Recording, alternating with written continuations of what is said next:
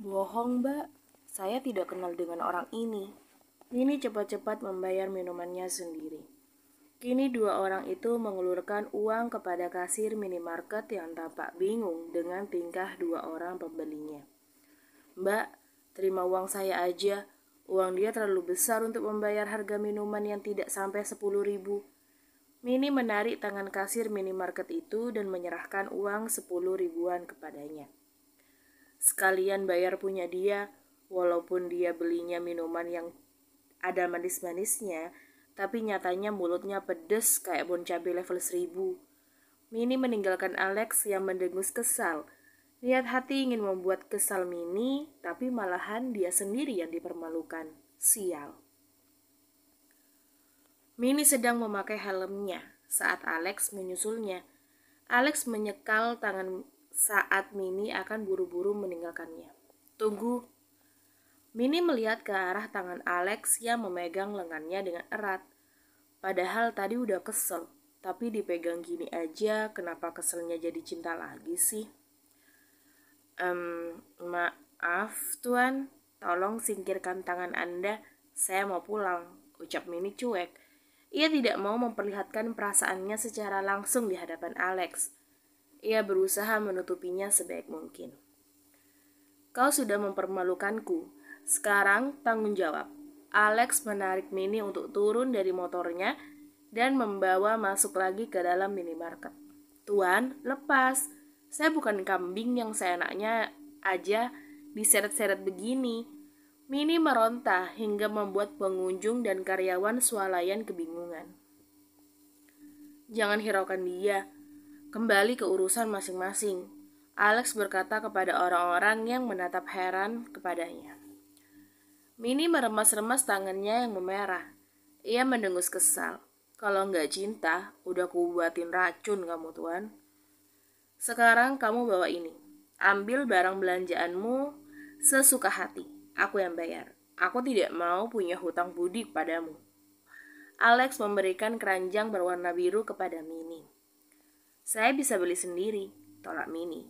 Berani menolak, hutangmu jadi berbunga 50%, ancap Alex. Dasar, tuan rentenir, sungut Mini.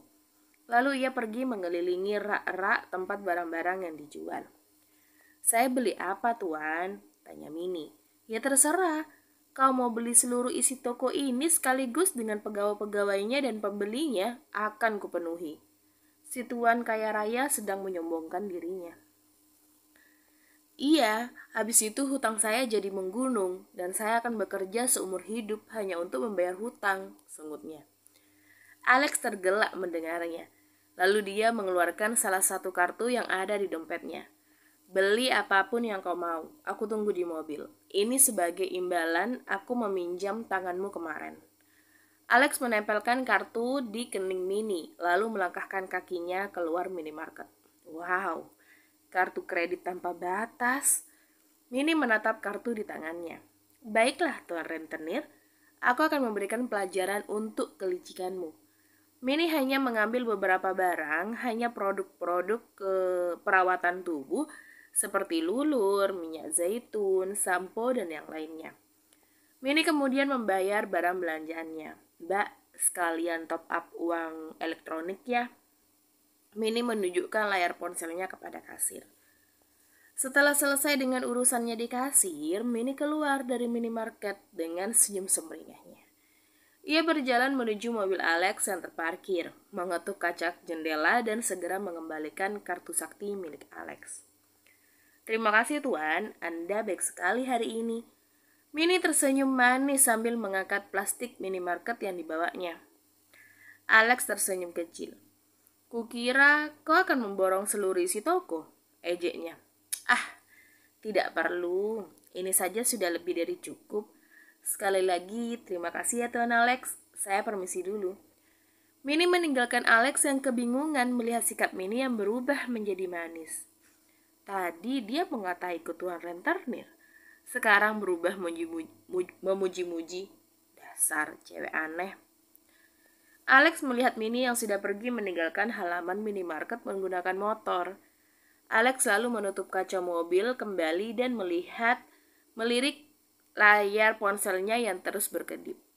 Mata Alex terbelalak saat melihat laporan transaksi yang masuk lewat pesan singkat. Mahal sekali harga tanganmu, wanita gagal tumbuh. Kau mengataiku rentenir, tapi yang kau lakukan apa ini? Apa ini kalau bukan pemerasan? Gerutu Alex, tapi kemudian senyum menyungging dari bibirnya. Ternyata kau gadis yang cerdik. Kita lihat aja, apakah waktu 1 bulan akan cukup untukmu membayar hutang kepadaku. Alex meletakkan ponselnya di dashboard mobil, lalu melajukan mobilnya menuju ke jalan pulang. Alex akan pulang ke rumahnya hari ini. Setelah kurang lebih 1 jam berkendara karena jalanan yang sedikit padat, Alex baru tiba di rumah selepas azan maghrib. Alex masuk ke dalam rumahnya. Ia mendengar suara seseorang yang sedang mengaji. Brian? Alex bergumam. Dia senang karena adiknya datang mengunjunginya. Setelah mandi dan berganti pakaian, Alex turun lagi ke lantai bawah. Dia tidak mendapati papanya di sana. Papa kemana, Bi? Tanya Alex kepada Ijah, salah satu asisten rumah tangga. Dari tadi sore keluar tuan muda, sampai sekarang belum pulang, jawab Ijah sambil menunduk. Oh, ya udah, Alex berbalik. Tuan muda, seru Ijah. Apalagi? Wajah Ijah berubah gugup. Ia ingin menyampaikan sesuatu tapi terlihat ragu-ragu. Masalah papa, tebak Alex. Maaf tuan muda, sudah beberapa hari ini tuan besar selalu pulang malam dalam keadaan mabuk berat, adu Ijah. Bukankah sudah sering begitu? Semenjak papa bercerai sudah tidak aneh kan? Alex menghela nafas kasar. Dia tahu Bramasta sudah sangat frustasi saat ini. Tapi akhir-akhir ini kesehatannya terlihat memburuk, Tuan. Tuan besar sering muntah darah dan mengeluh sakit di dadanya. Ija menjelaskan dengan wajah yang menunduk. Alex mengusap kasar wajahnya. Urusan keluarganya begitu rumit. Papanya malah sering mabuk sekarang. Kenapa keluargaku jadi berantakan seperti ini sih? Dasar orang tua egois. Alex lalu menemui Brian yang sudah selesai mengaji. Ia tidak mau terlalu memikirkan papanya. Percuma, sudah beberapa kali dinasehati, tapi papanya tetap aja tidak mau berubah. Alex keluar dari pintu samping. Ternyata adiknya sedang duduk di samping rumah sambil menikmati secangkir teh hangat di sana. Sudah dari tadi kamu datang, Brian. Alex menepuk pundak Brian. Brian tersenyum. Pria yang baru mendapat gelar master beberapa bulan yang lalu dari London itu memiliki wajah yang teduh dan senyum yang manis. Sepulang dari London, Brian tinggal bersama mamanya di pesantren yang terletak di luar kota. Belum, Kak. Sebelum azan maghrib, aku sudah sampai, jawab Brian. Alex menganggukkan kepalanya. Kapan kamu mau belajar di kantorku? Kamu harus banyak belajar untuk menjalankan perusahaanmu sendiri nanti. Alex duduk di sebelah Brian. Aku sedang memperdalam ilmu agamaku dulu di pesantren sambil menunggu kabar tentang penjualan perkebunan kakek. Untuk apa mama menjual perkebunan kakek? Tanya Alex. Untuk merenovasi restoran, Kak. Mama ingin membuka kembali restoran peninggalan almarhum kakek, jawab Brian. Mama masih tidak mau memakai harta gono gini dari papa, Brian. Brian menggelengkan kepalanya. Aku tidak tahu, Kak. Yang aku tahu, Mama hidup sederhana di pesantren. Alex tersenyum masam. Padahal, Mama dulu bersosialita. Sering pergi bersama teman-temannya, arisan atau apalah namanya. Aku tidak menyangka Mama bisa berubah dan mau hidup sederhana di pesantren. Mungkin Mama ingin menjadi lebih baik, Kak. Seperti halnya diriku yang akan terus belajar memperbaiki diri, ucap Brian. Alex tersenyum kecut. Dirinya memang sangat berbeda sekali dengan adiknya. Adiknya begitu soleh, senang membaca Al-Quran dan kitab-kitab. Sedangkan dirinya senang sekali mabuk dan bermain wanita. Kak, kapan ya keluarga kita bisa utuh lagi? Gumam Brian. Tampak kesedihan terpancar dari pria berusia 23 tahun itu. Ya, Brian memang menyelesaikan studinya lebih cepat karena dia mengikuti kelas akselerasi. Dan Brian juga menyelesaikan pendidikan S1-nya hanya dalam kurun waktu 3,5 tahun. Nunggu gajah bertelur mungkin, Alex mengangkat bahunya. Obrolan mereka berdua terhenti saat Alex menerima panggilan telepon dari anak buahnya. Brian, ikut aku. Papa pingsan di klub, ucap Alex setelah panggilan telepon terputus. Astagfirullah, Papa. Minnie pulang ke rumah dengan perasaan puas karena telah berhasil menambah saldo uang elektroniknya sebesar 25 juta rupiah. Uang hasil membobol kartu kredit Alex, si tuan rentenir. Dengan segera, Minnie membersihkan diri setelah seharian berkutat dengan bahan-bahan ramuan obat. Minnie hanya berdoa. Mudah-mudahan keluarga pasien membayarnya sesuai dengan harga yang telah Biska syaratkan kepada keluarga pasien yang sedang koma. Dengan begitu, kekurangannya hanya tinggal sedikit saja. Minnie duduk di ruang makan ditemani oleh Sri. Pembantunya yang sedari kecil sudah menjadi pengasuh Minnie itu adalah seorang janda. Minnie menganggap Sri sebagai pengganti ibunya. Sri adalah tempat Minnie berkeluh kesah dan berbagi kegembiraan. Sri tidak hidup sebatang kara. Wanita berusia setengah abad itu memiliki anak laki-laki yang saat ini sedang bekerja di luar negeri menjadi seorang TKI. Kini, Minnie dan Sri sedang menikmati makan malam bersama. Seperti itulah kehidupan Minnie. Boy, abangnya, jarang sekali pulang kalau tidak ada urusan. Boy lebih nyaman tinggal bersama orang-orangnya di markas. Belum juga Minnie selesai menghabiskan makan malamnya, suara Boy sudah terdengar memasuki ruang tamu. Tapi bukan suara abangnya yang membuat Minnie kehilangan nafsu makannya. Suara pria yang bersama abangnya lah yang tidak ingin Minnie dengar. Suara itu adalah milik Fernando, calon suami pilihan Boy. Neng, dihabiskan dulu makanannya. Sri memperingati Minnie karena Minnie menghentikan aktivitasnya. Udah gak nafsu, Mbak. Aku gak mau ketemu sama orang itu. Minnie meletakkan sendoknya di atas piring. Neng, yang Mbok tahu, Fernando itu orang yang baik, perhatian juga sama Neng Minnie. Sifatnya juga tidak kasar, ucap Sri. Minnie menyipitkan matanya. Mbok bersekongkol sama Bang Boy ya, biar aku luluh. Sri hanya tersenyum. Tidak, Neng. Mbok hanya ingin melihat Neng Minnie bahagia. Mbok juga sependapat dengan Dan Boy. Dari semua pria yang datang melamar, hanya Fernando yang tulus, saut Sri. Aku gak cinta sama dia, jadi aku gak mau nikah sama dia. Minnie lalu menegak habis air putih di gelasnya. Minnie Paulina. Dek. Suara itu. Suara laki-laki yang sangat ingin dihindari oleh Minnie. Tapi Minnie bisa apa? Mau kabur juga percuma. Karena ada anak buah Fernando dan Boy bisa dengan mudah menemukannya. Minnie menoleh ke arah sumber suara. Tampak seorang pria dengan wajah yang cukup tampan sedang tersenyum ke arahnya. Minnie memalingkan wajahnya lagi.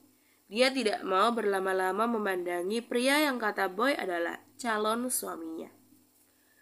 Fernando menarik salah satu kursi yang terdekat dengan Minnie. Ia duduk di sana diikuti oleh Boy, yang juga duduk di kursi yang lainnya. Sri beranjak mengambil 2 piring kosong untuk Fernando dan Boy. Setelah itu, Sri pergi ke belakang lagi. Tumben abang mau makan di rumah. Sindir Minnie melirik Boy yang dengan santainya menyendokkan nasi untuk mengisi piringnya. Pengen aja nyobain makanan yang halal. Celutuk Boy yang tetap melanjutkan mengisi sayur dan lauk pauknya. Kalau abang tahu aku selalu berusaha untuk makan makanan yang halal, kenapa abang menerima lamaran dia? Minnie melirik Fernando yang sedari tadi memperhatikan dirinya. Fernando tersenyum mendengar ucapan Minnie. Aku sudah memutuskan untuk melepaskan geng motorku dan aku akan fokus pada perusahaan ayahku. Bagaimanapun aku anak tertua. Jadi sudah pasti aku mempunyai bagian yang besar di sana, saud Fernando. Nah, itu yang membuat abang menerima lamaran dia, Min. Selain dia akan memberikan nafkah yang halal untukmu, Fernando juga tidak pernah mempermainkan wanita. Abang yakin Fernando inilah pria yang tepat untuk mendampingimu. Cih. Lalu, cewek seksi yang sering dia bawa dulu itu siapa? Apa itu namanya bukan mempermainkan wanita? Ejek Mini. Boy tertawa terbahak. Rupanya Mini belum tahu banyak tentang Fernando. Jelaskan siapa dia Fernando, pinta Boy. Namanya Vira. Dia istriku, jelas Fernando. Hah? Istri? Jadi, abang mau aku jadi istri keduanya gitu? Benar-benar tidak punya perasaan ya? Mini meninggalkan meja makan dengan tergesa. Tapi tangan Fernando dengan cepat meraih tangan Mini. Kamu mau kemana, Min? Aku belum selesai bicara. Fernando menggenggam kuat lengan Mini sembari ikut berdiri. Mini meronta dari cengkeraman tangan Fernando. Lepasin, sentak Mini menatap tajam Fernando. Fernando melepaskan cengkeramannya. Sorry, sesalnya. Mini hanya mendengus kesal. Ia berdiri sambil bersedekap dada. Matanya dialihkan kemana saja, asal bukan ke wajah pria yang berdiri di hadapannya. Mini, dengarkan aku dulu. Vira itu memang istriku, tapi dia yang telah mengkhianatiku. Dia menikah denganku, tapi hamil dengan laki-laki lain. Jelas Fernando. Mini dengan cepat menoleh ke wajah Fernando. Dia cukup terkejut mendengar ucapan Fernando. Benarkah? Pertanyaan itu baru saja lolos dari bibir Mini. Fernando menganggukkan kepalanya. Aku benci pengkhianatan, Min. Aku menceraikannya saat itu juga. Fernando memandang wajah Mini. Terima kasih penjelasannya, tapi maaf, aku nggak tertarik. Mini berjalan menjauhi Fernando. Tertarik atau tidak tertarik, kamu akan tetap menjadi istriku, Mini, seru Fernando. Aku tidak mau. Brak! Mini menutup pintu kuat-kuat. Fernando menghela nafas. Ia harus bersabar menghadapi sikap Mini. Sudah, biarkan dia. Mini tidak akan pergi kemana-mana kok. Mini pasti akan menikah sama lo. Gue tahu, lo udah lama kan ngincar adik gue. Makanya, lo tetap betah mendudah lebih dari 5 tahun, ucap Boy yang masih setia menyantap makanannya. Fernando menurut dan duduk di tempat duduknya semula. Makan Fernando, makanan yang dibeli dengan uang halal ternyata sangat lezat. Boy menyodorkan piring kosong kepada Fernando. Fernando tidak banyak bicara. Ia mengikuti Boy untuk mengambil makanan yang tersisa di atas meja makan. Fernando dan Boy menikmati makanan yang dibeli dari uang hasil keringat Mini bekerja. Walaupun hanya lauk sederhana, mampu membuat Boy dan Fernando menambah makanannya dan hanya menyisakan piring-piring kotor di atas meja. Boy, kita kekenyangan begini harus ngucap alhamdulillah atau enggak ya? Fernando menyandarkan tubuhnya di kursi. Hahaha, kalau gue bilang alhamdulillah, setan-setan yang ada di badan gue kabur semua. Jawab Boy lalu tertawa. Lah, itu lo barusan bilang. Ya, gue hilaf. Gelak tawa pun terdengar lebih keras lagi. Mini yang berada di dalam kamar menutup kepalanya menggunakan bantal. Dia tidak mau mendengarkan ocehan-ocehan Boy dan Fernando yang selalu disertai gelak tawa. Mini menghela nafas berat. Kedekatan abangnya dan Fernando sudah pasti menyulitkannya untuk lepas dari rencana pernikahan ini. Di tempat lain, Alex dan adiknya sangat gelisah menunggu dokter yang sedang menangani papa mereka. Sebelumnya, mereka menjemput papanya di klub setelah mendapatkan kabar kalau papanya tuh pingsan. Lalu Alex segera melarikan Bramasta ke rumah sakit Husada. Berkali-kali Alex melihat jarum jam yang melingkar di tangannya. Jarum itu terasa sangat lambat untuk bergerak. Alex duduk, berdiri, duduk lagi, berdiri lagi, berjalan mondar-mandir, sembari melihat pintu ruang operasi yang masih tertutup rapat. Hanya itu yang dilakukannya sedari tadi. Sebaiknya kakak duduk, aku akan sholat isya dulu di musola rumah sakit. Brian beranjak dari kursi tunggu. Jangan pergi dulu Brian, cegah Alex. Di sini ada anak buah kakak. Brian melirik 4 orang pengawal yang setia berdiri tidak jauh dari pintu kamar operasi. Tunggulah sampai Alfian datang. Alex masih berusaha mencegah adiknya. Aku sudah menunda sholatku sedari tadi, Kak. Aku nggak mau pemilik kehidupanku terlalu lama menungguku, ucap Brian. Alex hanya diam saja. Dia benar-benar sedang gelisah saat ini.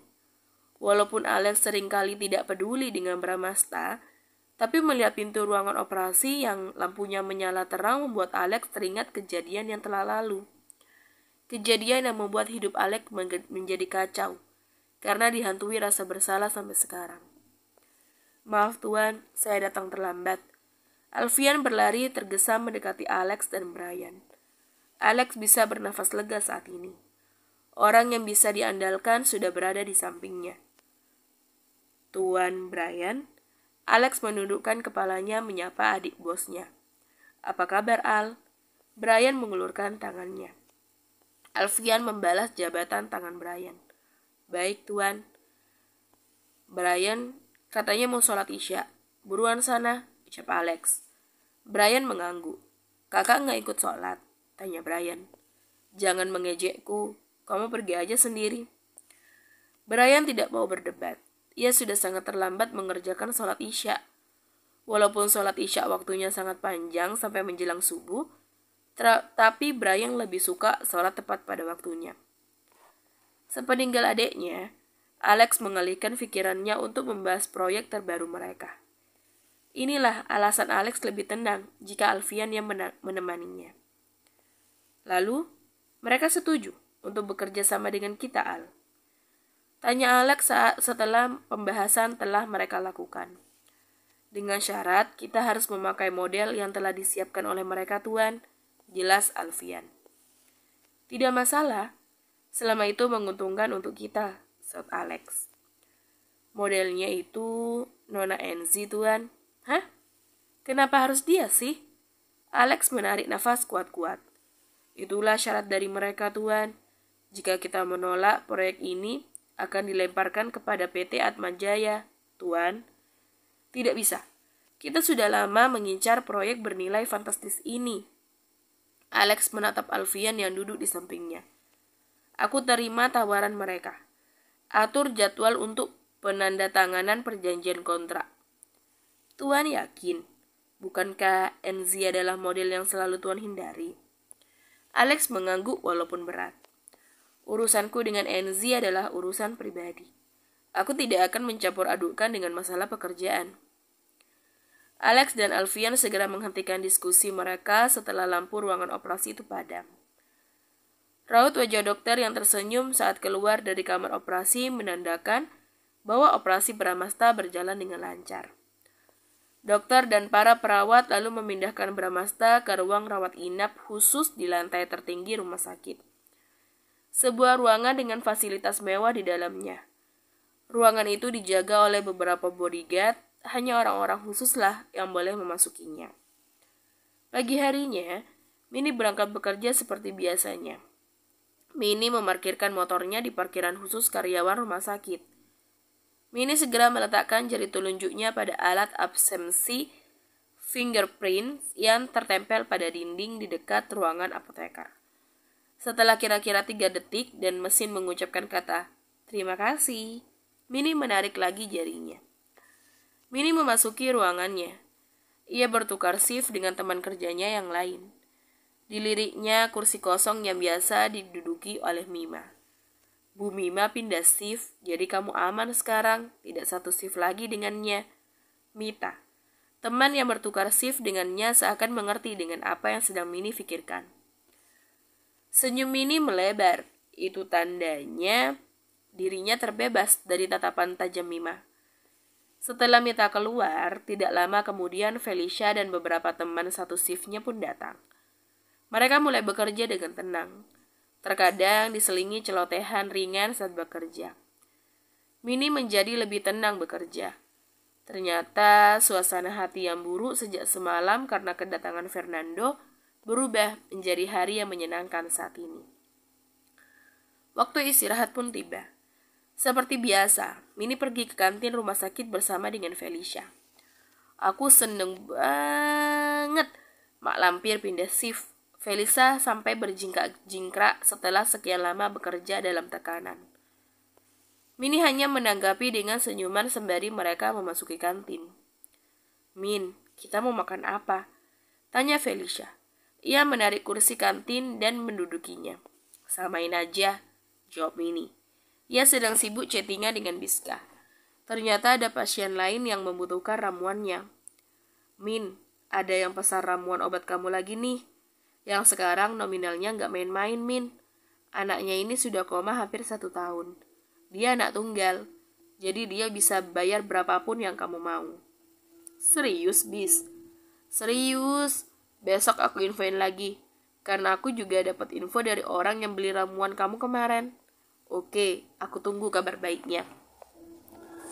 Mini meletakkan ponselnya di meja. Tapi tak lama kemudian sebuah notifikasi membuat Mini mengangkat ponselnya kembali. Senyum Mini melebar setelah mendapatkan transferan senilai 70 juta rupiah di sana. Mini lalu mengirimkan pesan kepada Biska bahwa uang sudah masuk ke dalam rekeningnya. Mini, panggil Felicia. Iya, kenapa? Kamu kenapa sih? Dari tadi senyum-senyum gak jelas gitu. Kamu lagi jatuh cinta ya? Tebak Felicia. Sambil membawa 2 mangkok bakso dan es jeruk dan meletakkan nampan di atas meja. Enggak. Udah, yuk makan. Mini mengambil bakso dan es jeruknya. Kemudian menambahkan sambal dan kecap. Mini tidak menyukai saus, berbeda dengan Felicia yang sangat menyukainya. Hingga membuat bakso di mangkok Felicia menjadi merah karena banyaknya saus yang ditambahkannya. Di sela-sela makannya, Mini dibuat penasaran dengan obrolan perawat yang sedang membicarakan pimpinan Husada Group yang sedang dirawat di rumah sakit ini.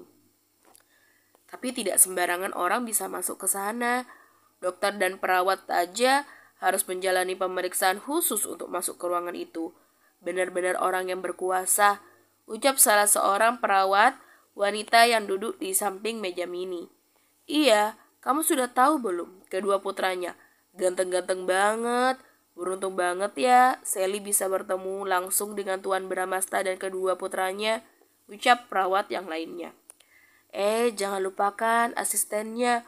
Wajahnya dingin, tapi bikin meleleh, katanya. Dengar-dengar nanti sore Tuan Alex akan berkunjung kemari. Semoga aja kita bisa bertemu dengannya. Iya, lalu kedua perawat itu tertawa bersama. Mini tersenyum dalam hati. Dia berharap bisa bertemu dengan Alex di rumah sakit ini untuk menyelesaikan separuh dari urusannya. Dengan segera Mini menghabiskan makanannya. Setelah membayar, Mini dan Felicia kembali ke ruangan untuk melanjutkan pekerjaan mereka. Bergantian dengan teman yang lain yang akan beristirahat juga. Syah, aku duluan ya. Mini sudah selesai berkemas dan akan segera pulang. Buru-buru banget, Min. Ada perlu nih, jawab Mini dengan cepat. Setelah menyapa beberapa temannya, Mini meninggalkan ruangan itu dengan cepat. Mini menuju ke pintu masuk utama rumah sakit dan berdiri di sana, berharap jika nanti akan bertemu dengan Alex. Sesuai dugaan Mini, 10 menit kemudian Alex datang bersama dengan Alfian dan 2 orang pengawal. Wajah tampan, tubuh tegap berbalut jas rapi itu melangkahkan kaki dengan penuh wibawa. Pesona seorang Alexander mampu membuat para wanita berdecak kagum dibuatnya. Alex semakin dekat dengan Mini. Jantung Mini berdebar kala pandangan mereka bertemu. Mini menjadi gugup. Mini menarik nafas kuat-kuat untuk meredakan gejolak di dadanya. Al, kau duluan aja menemuin papa. Aku ada urusan sebentar. Alex berhenti tepat di depan Mini. Baik, Tuan. Alfian mengangguk walau tak terlihat oleh Alex. Setelah 3 orang itu pergi, Alex mengajak Minnie keluar dari rumah sakit. "Kita mau kemana, Tuan? Saya hanya akan berbicara sebentar dengan Anda."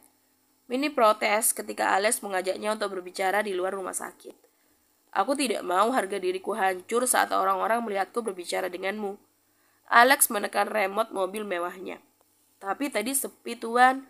Ini kan bukan jam besuk." Minnie meyakinkan Alex untuk tidak membawa Minnie pergi. "Masuk," perintah Alex tanpa memperdulikan ocehan Minnie. Minnie menghela nafas pasrah. Sejujurnya, dia sangat senang bisa melihat wajah Alex lebih lama. Tapi Minnie tidak mau juga terlalu sedekat ini, apalagi berada dalam satu mobil. Hanya memandangi dan mengagumi pria yang sedang mengemudikan mobilnya ini, itu sudah cukup untuk Minnie. Tapi Minnie tersenyum dalam hati. Minnie melirik Alex diam-diam, mengagumi wajah Alex sang pujaan. Minnie memikirkan apa yang akan dilakukan Fernando kalau tahu dirinya menyukai pria lain. Pasti Fernando dan Boy tidak akan tinggal diam. "Kalau kau memandangiku seperti itu, aku akan membelokkan setir ini ke apartemenku," ucap Alex dengan pandangan yang tetap lurus ke depan. "Hah?"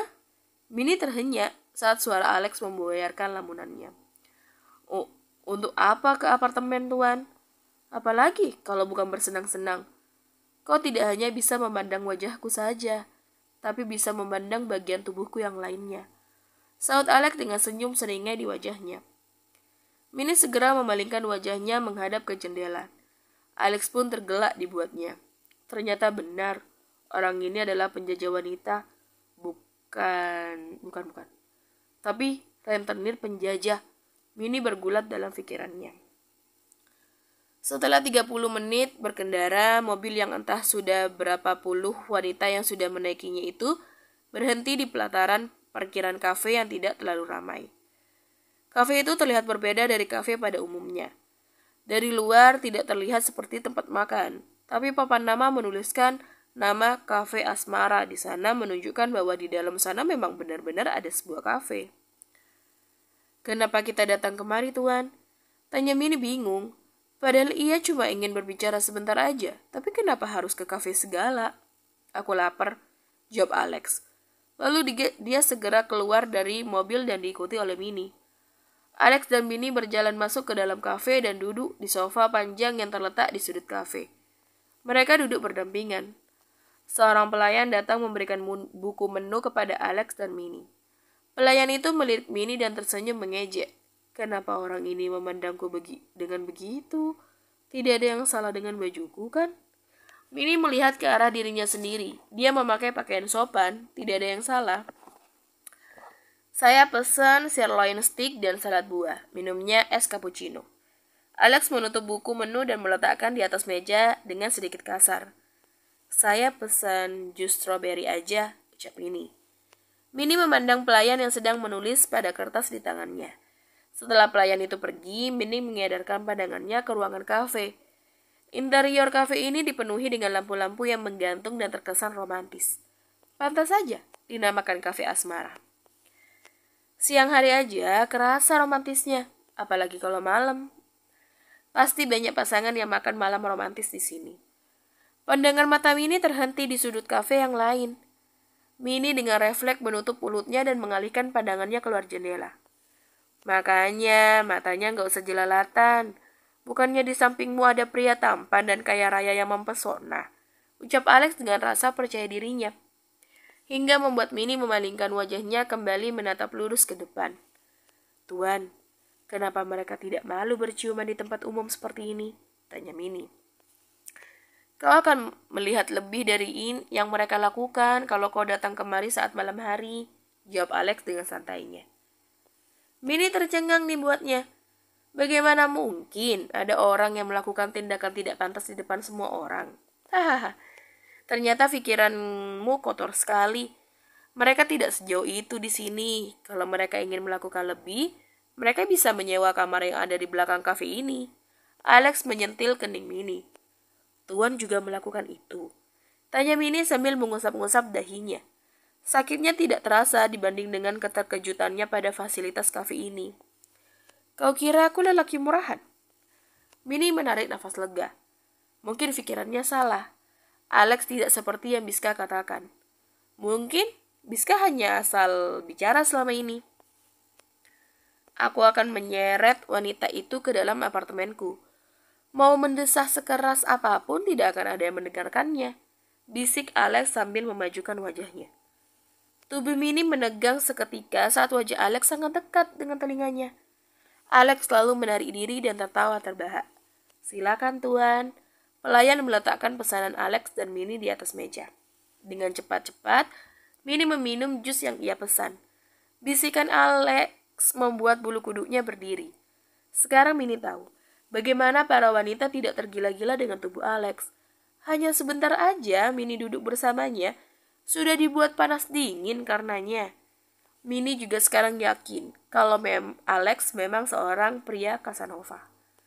Tuan, saya ingin mencicil hutang saya, Minnie berkata setelah ia sudah mulai tenang. Alex meletakkan pisau dan garpu di atas hot plate sticknya. Lalu ia membuka ponsel dan mengarahkan layarnya di depan wajah Minnie. Transfer ke rekening ini. Minnie segera memotret layar ponsel milik Alex. Alex meletakkan kembali ponselnya di meja dan melanjutkan makanannya. Minnie segera mentransfer uang yang baru dia dapatkan hari ini ke rekening milik Alex. Alex hanya melirik seolah tidak peduli dengan pesan masuk di ponselnya. Alex masih menikmati makanannya dengan santai. Minnie mendengus kesal saat Alex malah asyik makan sendiri. Dasar pria tidak punya perasaan. Senaknya aja makan sendiri. Gak mau nawarin apa. Tiba-tiba sebuah potongan stik di ujung garpu sudah berada di depan wajahnya. Buka mulutmu, perintah Alex. Minnie terhenyak kaget. Buka mulutmu atau kusuapi dengan mulutku, perintah Alex lagi. Tuan kira saya ini wanita murahan. Minnie tidak terima dengan ucapan Alex. Tidak, aku hanya ingin menuruti keinginanmu yang ingin sekali diperlakukan romantis olehku. Wajahmu terlihat jelas menginginkannya. Eji Alex yang masih setia memegang sendok garpu dengan potongan stik yang menggantung di udara. Minnie memalingkan wajahnya lagi. Ternyata Alex bisa menebak apa yang ia pikirkan. Alex mendengus kesal melihat Minnie yang bersikap sangat angkuh di depannya. Alex lalu menggigit sedikit ujung daging stik khas dalam itu dan segera menangkap wajah Minnie menggunakan kedua tangannya. Dengan cepat potongan stik itu sudah berpindah ke dalam mulut Minnie. Minnie masih mengerjap tidak percaya atas apa yang dilakukan oleh Alex. Apalagi saat jemari tangan milik pria tampan itu mengusap sudut bibir Minnie yang terkena lelehan bumbu stik. Minnie ingin marah tapi tidak bisa. Perlakuan Alex kali ini terlihat sangat romantis dengan suasana kafe dan lagu cinta yang dinyanyikan oleh penyanyi kafe dengan alunan musik yang lembut diiringi dengan petikan gitar akustik. Pipi Minnie bersemu merah. Minnie segera memalingkan wajahnya karena malu. Kenapa tiba-tiba tuan Renter ini memperlakukanku dengan sangat manis? Aku kan jadi baper.